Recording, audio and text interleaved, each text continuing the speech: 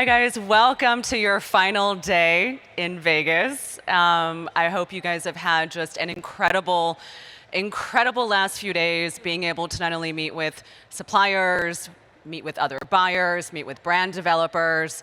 It is always a pleasure and a joy, and I was actually looking back at my own engagement with Magic and sourcing, and gosh guys, I think I've been speaking here nearly 6 years. It's a long time. And I'm happy to keep coming back over and over again. I think the last show that we did here in February, it was so wonderful to see people coming back together, people coming back globally, and everyone seemed really excited. So much enthusiasm. And I can tell these last few days have been tiring for many of you, but has also been equally exciting. So today we're going to talk a little bit about Fashion 4.0. I'm going to give a little bit of an introduction, but I'm going to do this a little bit unconventionally. You know, typically when you hear a speaker present, they will give their whole spiel and leave some time for Q&A. But I realize that every one of you guys here today is at different stages in your business.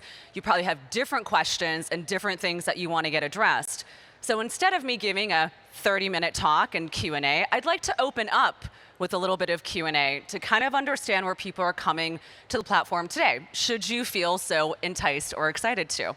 Then I'll kind of go into some of the things that are on my mind right now, and then rope back around with the ways in which I'm actually influencing and supporting my clients, and open it up again for Q&A. But my intention here is that this is very conversational. So I will be fireside chatting myself and taking a seat, but I do hope you guys are not shy, though probably tired.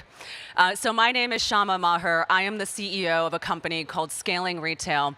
For the last 10 years, I've had the privilege of being a co-CEO to first-time founders in pre-revenue and early growth stage consumer businesses. That is a mouthful. It is a very, very specific thing that I do.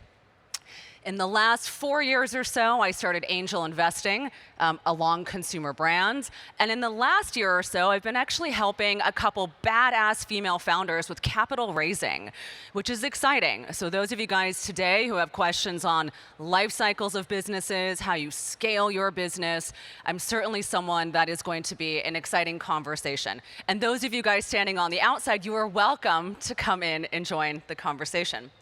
I've also won a number of awards, which is pretty dope. In 2017, I was Women's Wear Daily Top Women in Business, amongst other 25 incredible female business leaders. And I've won some awards for entrepreneurialism, recently exited a company that I founded in 2020, and doing some really dope shit along the lines, oh, did I just swear? And doing some really dope stuff along the lines of how we're looking at metaverse, crypto, and the evolution of consumer retail, and how we're looking at creating branded experiences. So that's me, that's my email, and that's how you connect with me. But let's begin, right? Today's conversation, as marketed and promised, is around innovation on sales and marketing. But that is extremely vague, right? Anyone can come at this perspective from a variety of points of view. I certainly look at business planning and modeling from a very 360, right? You're either a merchandise-centric business or you're a marketing-centric business, right? Those things then influence your sales and your sales strategies, which then obviously will have hopefully positive impacts on your P&L and lead to an expanding operating system of amazing people. So I believe in the way we do business is important, how we lead off with the real ethos of the vision of what we're creating. But I'd like to open up with said Q&A. I would really like to know what everyone is worried about these days. I'd really like to know what's happening in your business. And I want to know kind of what you'd like to get out of today's session and also what hasn't been working. I'll preface this by saying we all know that TikTok is driving steam, gaining momentum, and a tremendous number of people are concerned with privacy issues and they're concerned with their data. So we have a lot of things to be thinking about in terms of where we spend our organic time, our organic energy, and our paid time and energy. So I'm going to throw that up as one example of some things we might be worried about. Other things we might be worried about are things along the lines of $15 cherries, which I recently experienced the other day, which obviously is indicative of much larger issues around inflation. If you too are being faced with $15 cherries, you might also have a problem with that as well. And guess what? The things you're noticing in your own consumer behavior also largely impact the way that your consumers are thinking about their own purchasing spending. So let me open it up. Is anyone so brave and bold as to share with me what is going on in their business today and what they're worried about? So I'm a small brand owner, and you're talking about TikTok and it's how valuable it is. Our social team is always telling us to get on TikTok and put ourselves out there, talk about the brand, the business, what we're doing. How soon do you think that TikTok will start integrating the live shopping sessions, similar to what they're doing in China on Alibaba?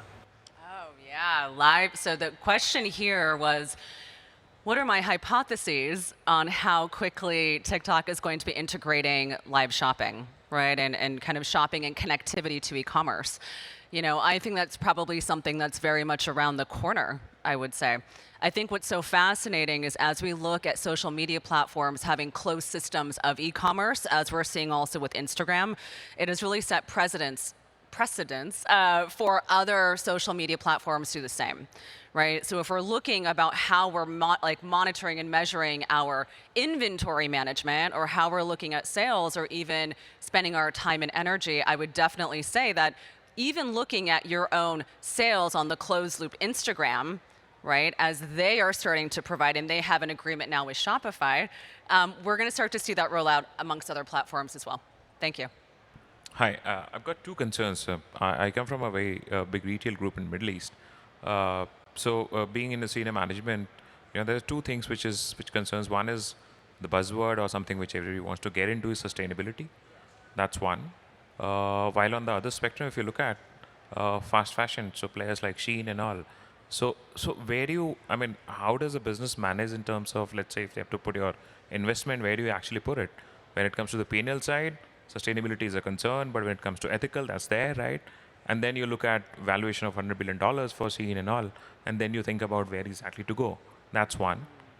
Two, if I look at customer journey, a couple of years back, organizations used to put a lot of money in customer loyalty, building that.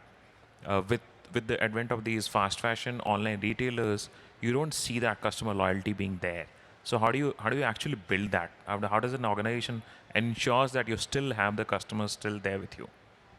Fantastic questions. So let's go with the first to start.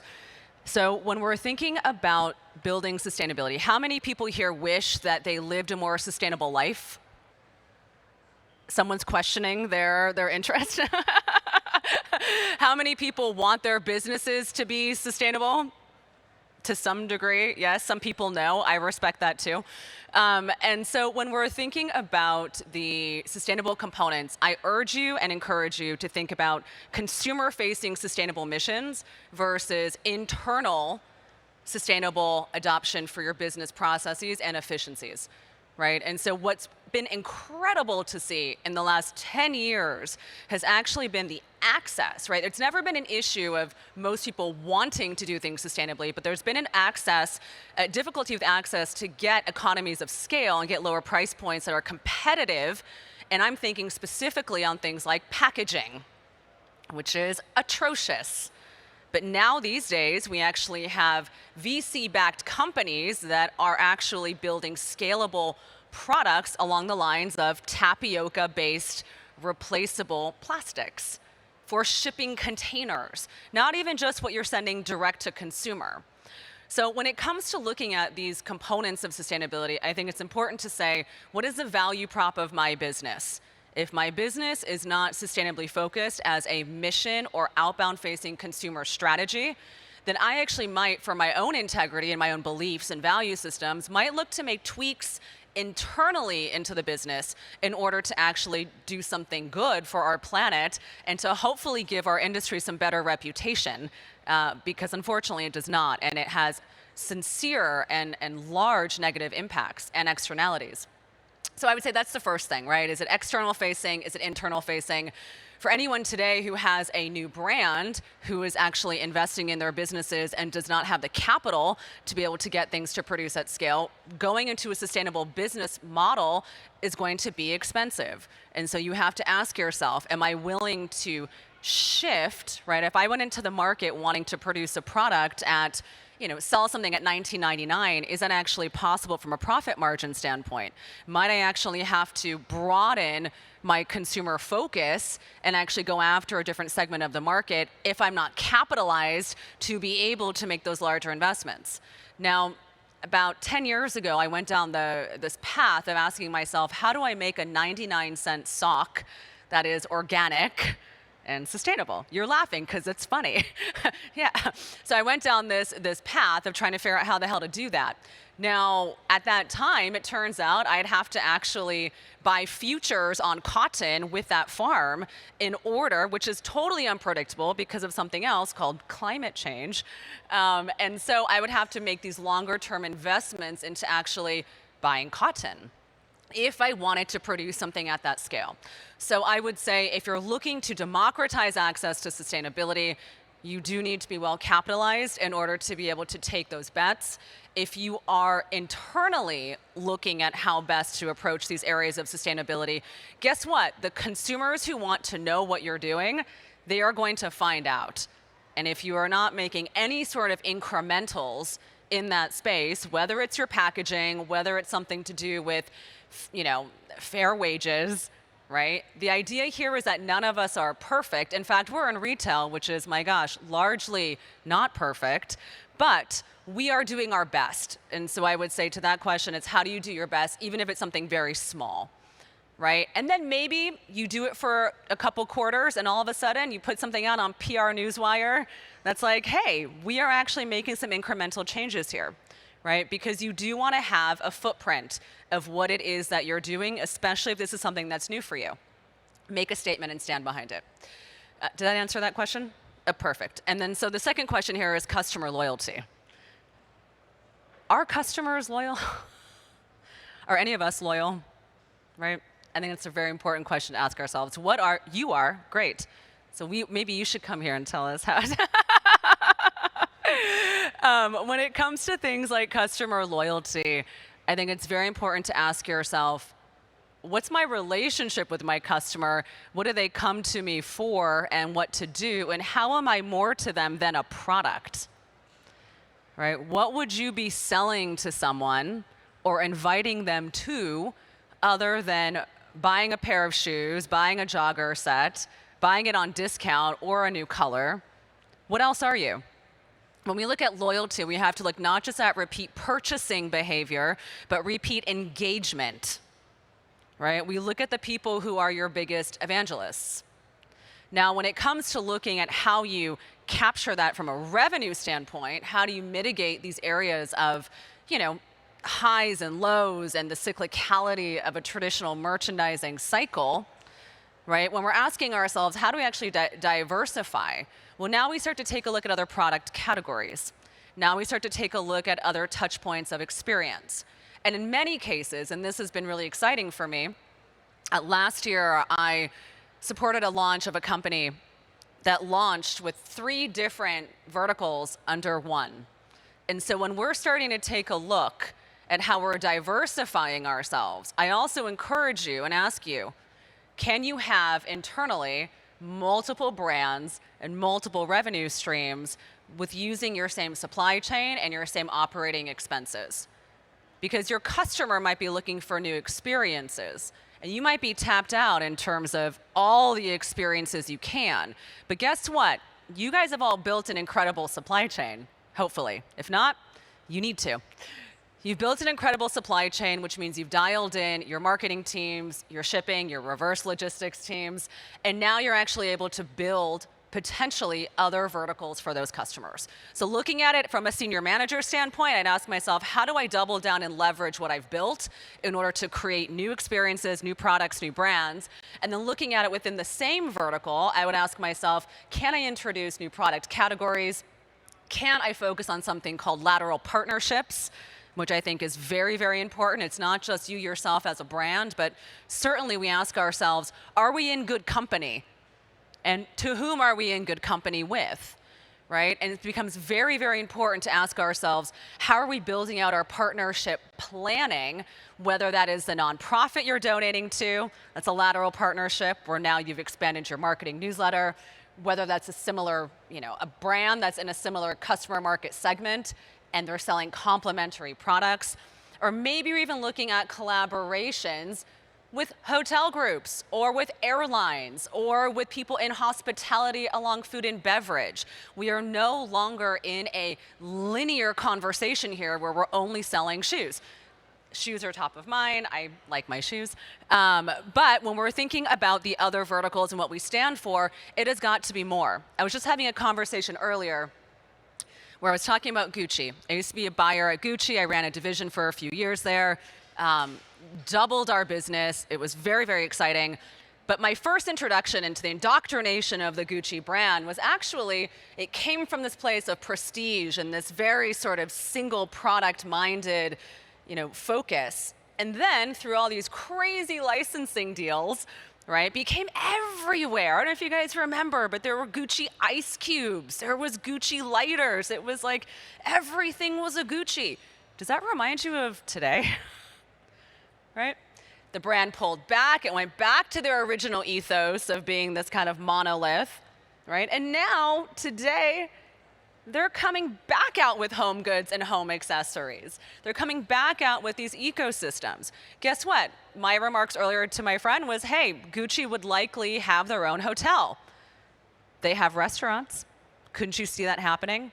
So when you ask yourself about your brand, I ask you, what else can you be, right? How do you create ecosystems and touch points? Thank you. Any other questions or ideas or things that are coming to mind before I share all the issues and things that are on my mind? But anyone else have anything specific? Oh, go back. Yes. Let's see if I can do that. Yes, I can do that. Back. Yes. This is like the newest sort of tech, Carolyn, for like a clicker thing. I like it, but it kind of reminds me of like a walkie-talkie. Yes, hi. Hi, I would like to ask if you kind of like explain us with your expertise, how is a good way to create customer loyalty? Yes. So I would start with what it is that you are known for, your mission, your brand statement, right? I would start to build into what your vision is. Now, when you're thinking about your vision, I sure hope there's an end to the vision.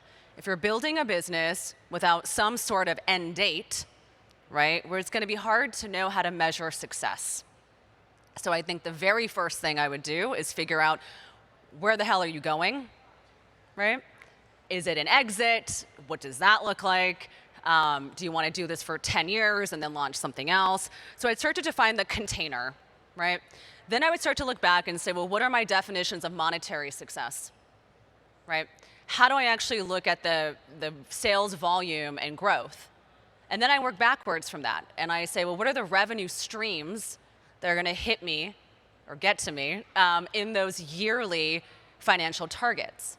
And then I work backwards from that. And I say, well, of these revenue streams, how often am I expecting a consumer to purchase from me based on my merchandising cycles within those streams? So customer loyalty has a lot to do with what you're giving them and what you're asking them to be loyal to, right? If I release a product once a year, well, if I'm not giving them anything else, what exactly is the relationship, right? So I work backwards and I say, well, what are the revenue streams? What are the cyclicalities of the merchandising cycles? And what are the marketing touch points that I then want to use as vehicles for that, right? Then I start to plan backwards from that, right? What is my cadence of publishing? How often? So it's my brain works in very much like a top of funnel, down, up and down the ladder sort of thing. And I start to drill backwards. And so when I actually ask myself, what is customer loyalty, right? That is largely going to be dependent on how often you are making the invitation and what you want that customer purchasing behavior to look like. You might say loyalty is actually having them show up to an event once a quarter and buy one of my fabulous handbags. Someone else is going to say, well, that's a very different cycle. Someone else is going to say, I have drops every month. How am I building the hype and the conversation around my sales targets? So that is my answer. Do you want to give me more information about your business? Well, we are a supplement company, but we do sportwear. Cool. So we are really good in the customer loyalty, in the supplement part because it's really strong what they believe, what they want. Subscription? No? Not only, Oh. well, yeah, but not only that. It's like because of the brand. Like it's a really strong brand, what they believe, so they keep like going and buying. Tell me what that strong brand means. So we have a really strong core values. What are they? Well, there's many loyalty, the extra mile, uh, build positive relationships. We'll have like 10. I don't remember them all. Perfect. But yes, but we are really strong in not only just telling those are our values, but living with those values. So the owner of the company, he has a podcast, so he's all the time like relating with the customers. What are his podcasts around? Oh. um, kind of like how proud he is to be an American and how Americans are really good people and to go from that deep, like he goes to their feelings, to the people to make them feel like, I don't know, like related, like strong again. People like him. Love him, yeah. Where else does he show up in the business to the consumer? Well, I don't know. That's a good question. Well, does he write the newsletter, right? Is it his name? Is it personal? Does he do things on Instagram? Tell me, because what's... He's not really super tied in. He's not super tied in with the company. I think the reason why she asked about customer loyalty is because our company is very tied into our culture, and we're just interested to hear we do so great on like health and wellness side of things that the apparel side of things is kind of struggling like to keep them coming back, because with health and wellness, people come back all the time. You run out of your product, you're going to come back if it's great. So with apparel, we're trying to just do the same thing and share the same thing with our loyal customers. I love that. Well, congratulations, because I hope all of you guys heard here the importance of a very strong public-facing CEO and what it means when you are out there creating new conversations and inspiring people. So I think that's a fantastic example of customer loyalty and building touch points. Now, when it comes to building out your product, well, honey, there could be a whole host of reasons on your product. I mean, I would say first, I would look at your fit. I would look at your merchandise drops. I would start with what's going on with your product, and I would probably also take to look at some focus groups within your existing community to really drill down on what they're looking for, right? So I would start from there. Talk to your customer. I'm a huge fan of this concept called jobs to be done, right? So Jobs to be Done comes out of Harvard, founded by the late Clay Christensen and another partner, Bob Mesta. And what I love so much about Jobs to be Done is that it actually asks yourself, well, what is the job that my product is doing? Not do my shoes fit and can I walk in them, but what is the emotional payoff of engaging with this product or this brand, right? And so it really builds customer centricity, which is ultimately going to be your focus for how you're building out loyalty, right? It's going to be about what is important to your customers, why they came to you for the first place, right? So I would definitely take a look at some focus groups. Anything else, guys? I don't know if this is too kind of far off topic, but so I don't own my own business, but I am about to be a senior in college. Woo! And yeah, exactly. So I was just wondering like what your advice is for like post-grad students, like what for like job-wise, like interviews or like resumes, like what's like your advice? Like What do the you want best to way? do? Who do you want to be in the world? Well, so I'm an apparel major, and I'm also like minoring in marketing and journalism. So I kind of want to go into something like editorial, like magazines or something. So like, what's your best advice to get out there, the easiest way, all that kind of stuff. What are you motivated by in your life? Is it, and any answer is appropriate. It could be, I want to be famous, right? Because I care about press. I did for a long time. I cared a lot about press, and I got a lot of it. Now I care about different things, but it's all on the table. I want to make a shit ton of money. I want to be an entrepreneur. I want to get a lot of press. I want awards. What do you want? I would probably say I want to be happy in my job and be passionate about it and not be miserable. So I think that's my number one goal is to be happy. So it starts by being happy. That's yeah. So that question of how do I get happier, where do I find happiness? I have a lot of great books that you can read, and I'm happy to send them to you. But start to shape it and define it a little bit more. Get really clear on not what are the jobs available to you, but what is the expression of what you want to learn? What are you curious about? What do you actually think you're good about, but maybe not, but you're going to find out? This is stress testing. You will do it every 5 to 10 years. You will stress test yourself if you're lucky enough to take risk and believe in yourself. Most of us here today who are entrepreneurs, right, are stress testing ourselves every day to figure out what we're good at.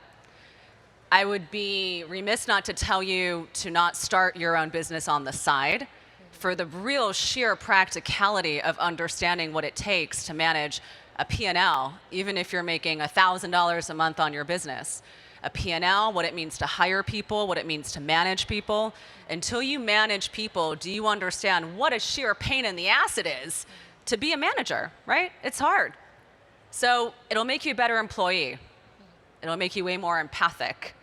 It'll help you understand how to entice the people who work for you, and then also how you can ingratiate yourself to the people you work with. So start a side hustle, whatever the hell that is, and then start to figure out, what do I think I'm good at? What sounds interesting? And know that your first job is not your last, right? So care a lot, but walk into that company knowing what you want to get out of it by the time you leave. I always ask people when I hire, what do you want to put on your resume when you're done working for me? Because I want to know, can I actually create an environment such that A, it breeds loyalty, but also that you're going to put yourself into this company because you are motivated to be, do, have something else. So 2 things are kind of top of mind. One is how to deliver a message omni-channel, your opinion. And 2, how to leverage PR and marketing, because we get a lot of PR, but we never we never really get ROI on it, and I think we're missing out on a lot of that. So I wish I could tell you you were missing something in the PR game, right?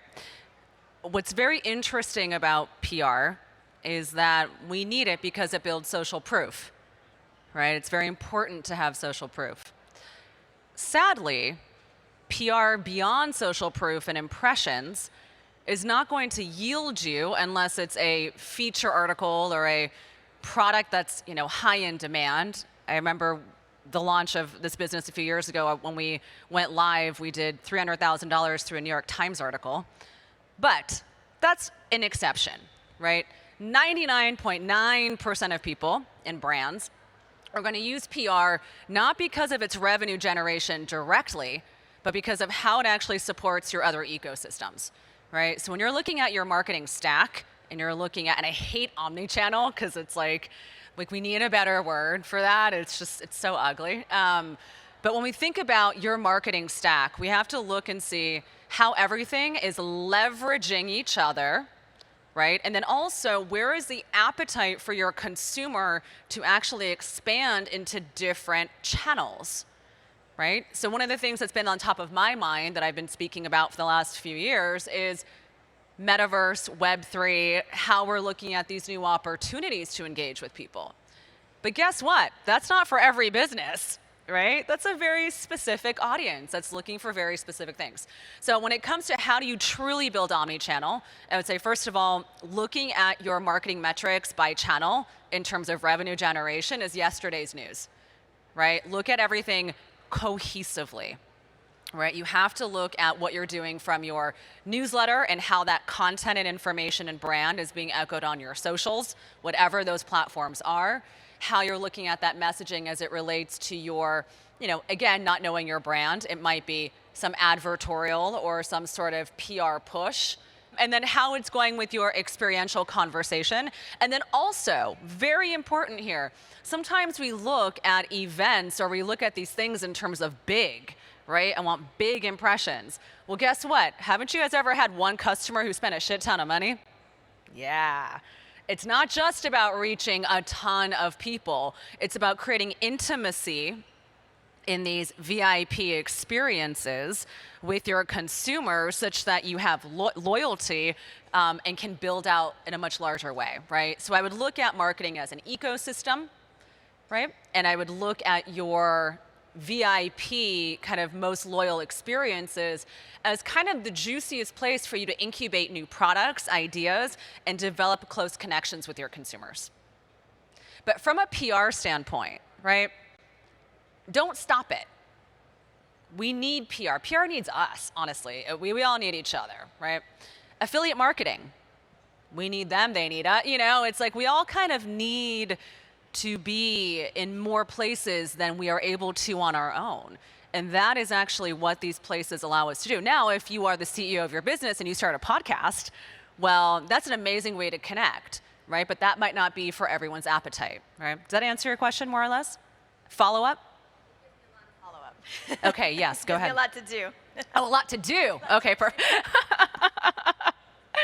Okay, so we've got about 30 minutes left. I will show you all the things that have kind of been on my mind. But I also want to continue to open it up. So do people have other questions or thoughts? But I'm going to start to raffle these off, right?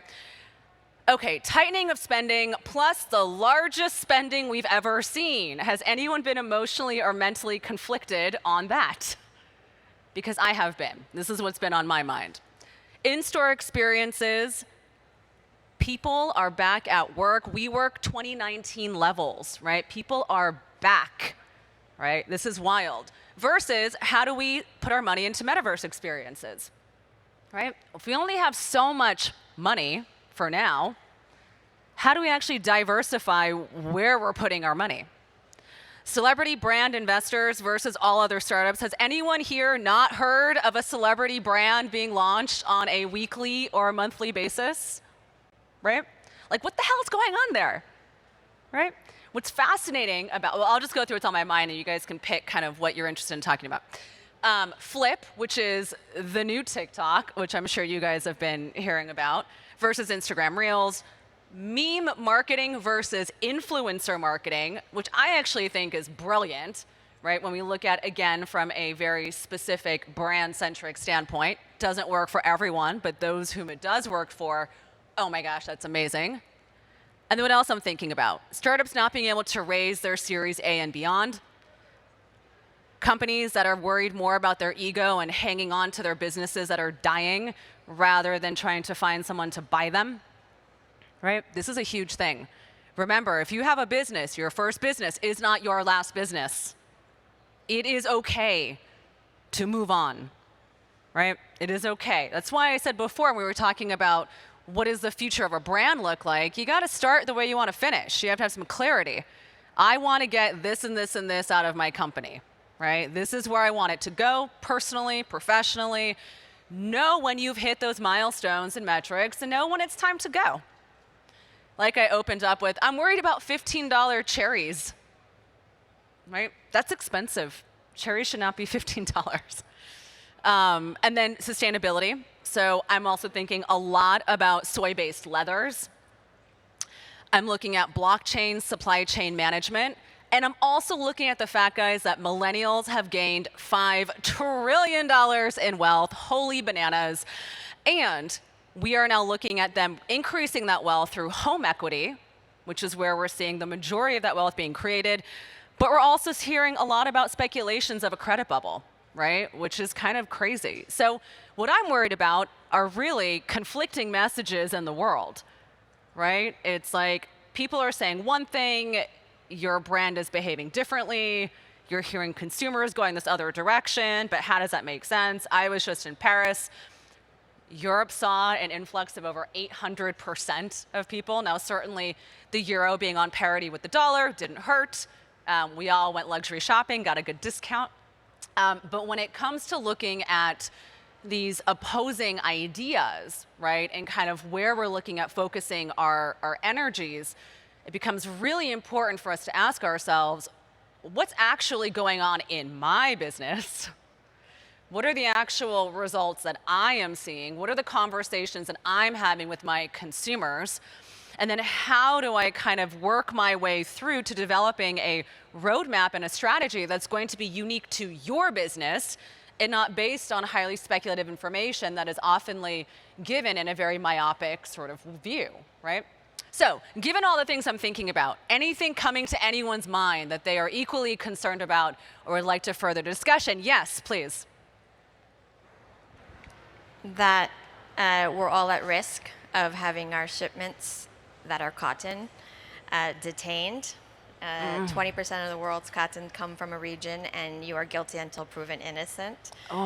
So, blockchain supply chain should be addressing this, but it's way too beta. And the only solutions are only for large corporations correct. and not for small to medium-sized businesses. What do you got? What gives? What gives? Very similarly, when we talked earlier about sustainability, I don't know if you were quite here when we touched on that conversation.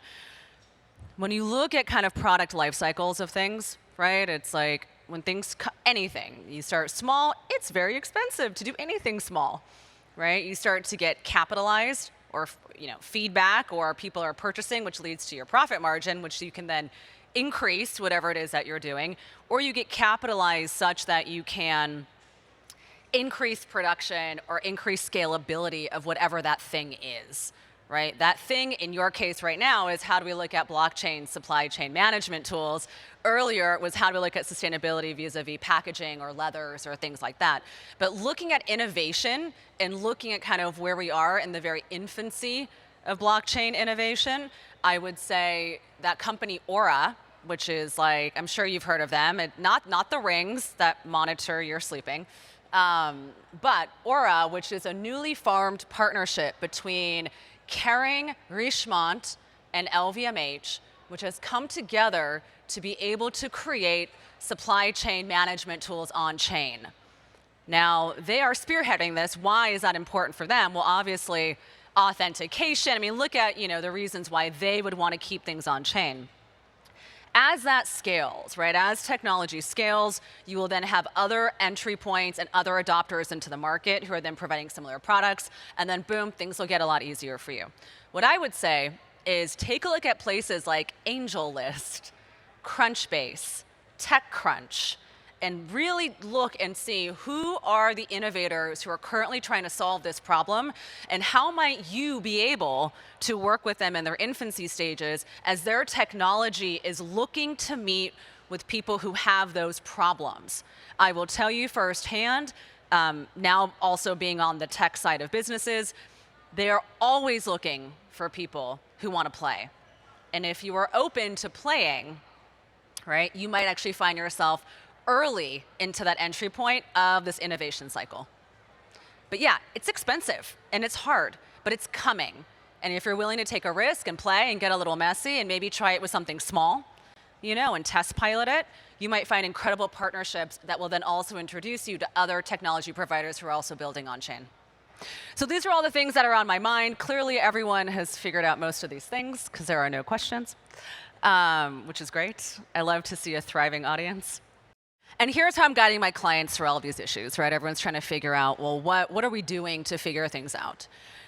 Creating new loyalty programs, right? So what does that look like? For most of my clients right now, that is tiering out our high net worth spenders and being able to create additional experiences, right? So that means, how do I offer my top clientele a bit more, right? How can I do more? How am I in service? We are all here in retail, which means we are all here to be of service.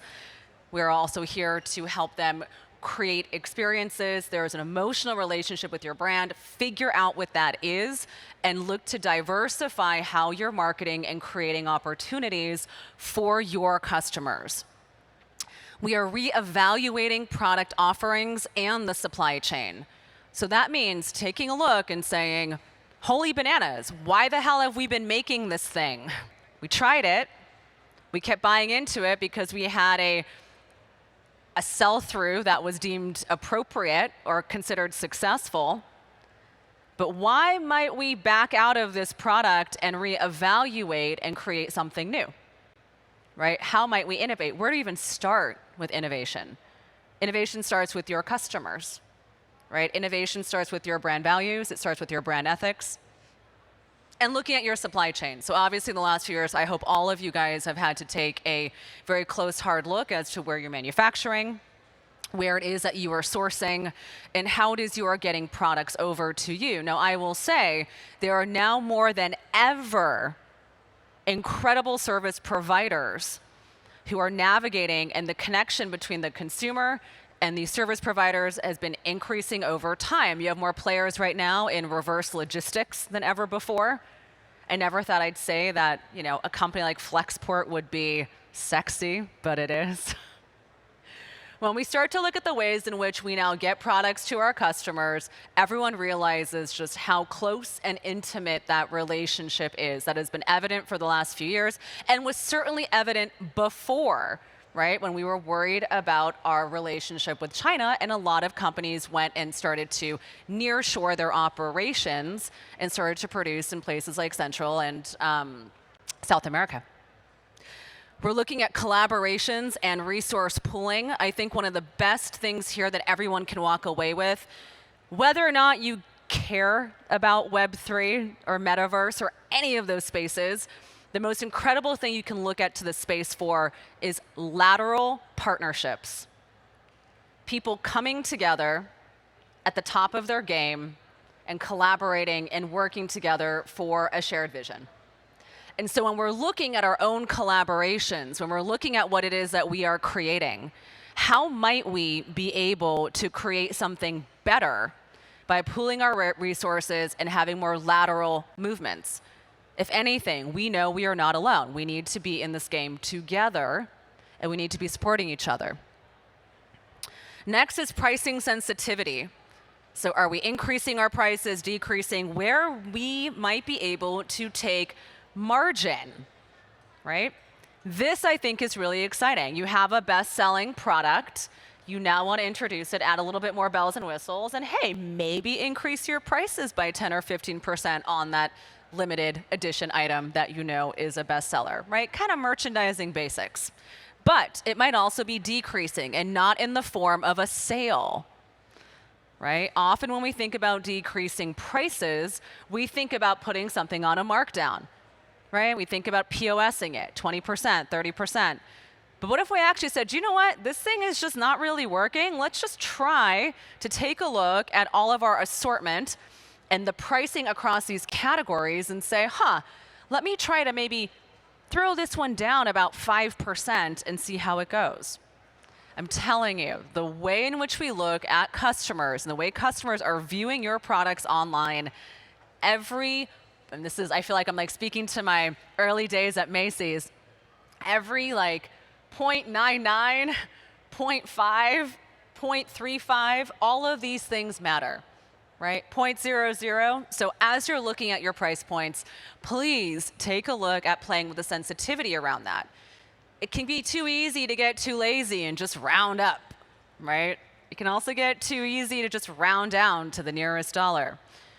Maybe you take it from 140 to 145, but is there some thought behind that, right? So I'm asking you to take a look at your pricing through new eyes. Again, focusing on collaborations through experiential events.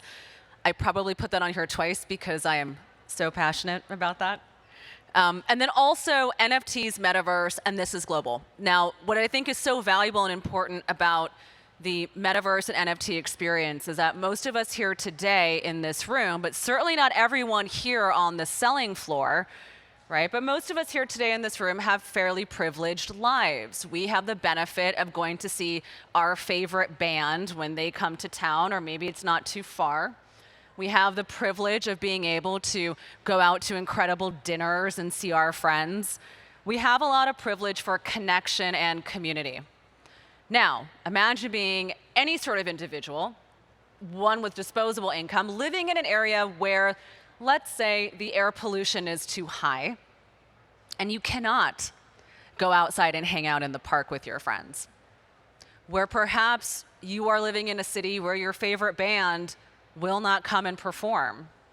Or maybe you don't have access to speakers or experiences that are curated because they happen mostly in person. Now, when we're looking at Metaverse experience, we have to take ourselves out of the equation and look at the world, right? We have to take a look and ask ourselves, how are people choosing to live their lives or maybe being forced to live their lives? how can we meet these people rather than force them to get on a plane and come to New York to go to a pop-up shop, which is probably not going to happen, right? So when we think about customer centricity, we think about individual centricity. We ask ourselves, where are consumers today? Certainly a lot of them are on Zoom. I certainly don't want to be on Zoom as much as I am, but a lot of us are still there. We're still leading digital lives, more and more. And if you're lucky and you're in an urban city and you have the opportunity to go live a very full life on a regular basis, amazing. But if for some reason you're unable to, what are the optionalities available to you? So I ask you, think about your brand and think about experience in terms of a global standpoint. How can you reach more people? How do you create lateral collaborations with other companies, media partners, other lateral movements globally, such that your brand has a much larger emotional and subsequently financial footprint than it has before? And then lastly, looking at social media experimentation. Now, I'm so sorry, but I'm sure everyone here has been seeing all of their friends posting now on Instagram a post as a video just so it can get highly ranked. It is the biggest load of crap. I am like, this is so crappy. Like, I can't even like waste my time doing that. Because algorithms will be gamed, right? And everyone will start to find workarounds. But for a brand who has to fight the algorithm on a daily basis, I encourage you, game the system. If you're a close friend of mine and you're doing that on a post about your kid, I'm gonna be like, it doesn't need to rank that high, right? We've only got like 1,000 followers. But if you are looking to game the system with social, you have to be highly experimenting, right? What I think is so fascinating about things like paid advertising is it has been really deranked, right? When you look at a celebrity and it's a paid ad, not only is it not having the same footprint, but also consumers are looking at it through new eyes. Now, what I think is really interesting, to go back to this idea of celebrity-owned brands, or even celebrities who now have minor stake ownerships in brands, is that all of a sudden, when they post, it is no more an ad. When we start to look at our cap tables and who owns the business, I imagine most of you guys here today probably own 100% of your business, or maybe a large percentage. But as you're looking again to build a brand to scale, ask yourself, what sort of like advisor equity might these key strategic partners be willing to, sign up for in order to be evangelists of our company and really stand in alignment with our brand values? Think about that. You're no longer paying for ads that may not go anywhere, but now you're building authentic relationships and collaborations with celebrities, influencers, and those who have natural organic reach and presence. So we must rethink our marketing. Very similarly, I've been raising SPVs for really incredible female tech companies. Now, an SPV is a special purpose vehicle. It is typically an instrument such that a bunch of angels get together and write some smaller checks in order to become a supporter of a company, or a founder, most likely. Now, what's really fascinating about this is you can curate and choose who you want to receive money from. Now, tell me what's more valuable. Someone who has given me $2,500 to be a part of my company, but has the reach, influence, and capability of selling tens or twenties of thousands of dollars of product, or someone who I'm paying money to in order to have reach that maybe isn't authentic. Now, if someone's an investor in a company, you better bet your bottom dollar that they're going to evangelize your business because they care, because their money's in there, no matter how big, how small, because they are invested. So we have to rethink the marketing landscape. Now, when I raise SPVs, it's not just necessarily about the money, though certainly we're raising it for money, but we're looking at the capitalized influence of the people who are on the cap table. What are the resources they can provide? Can they make a $100,000 introduction that we would have had to hire a director of sales for a whole year? So look at money as a very tangible emotional vehicle as well as a financial instrument, which I think is like the most sexiest way to grow your business. Decrease your customer acquisition costs, increase your natural power of influence, and be able to create something that is sustainable, mission aligned, and with a ton of heart and values. Is there anything else, guys? Because otherwise, well, that's how you get a hold of me. But otherwise, like, I think I'm done. Yeah. How do you find these angels? A lot of blood, sweat, and tears, my love. When you're looking at getting into the world of fundraising and you're looking to raise capital, it is all about networking and who you know. And there are incredible places. One that I will give some hype to. There is a platform called Signal.nfx. Everybody as a founder should be on there. Everybody as an investor should be on there. And it is a wonderful way, Signal.nfx.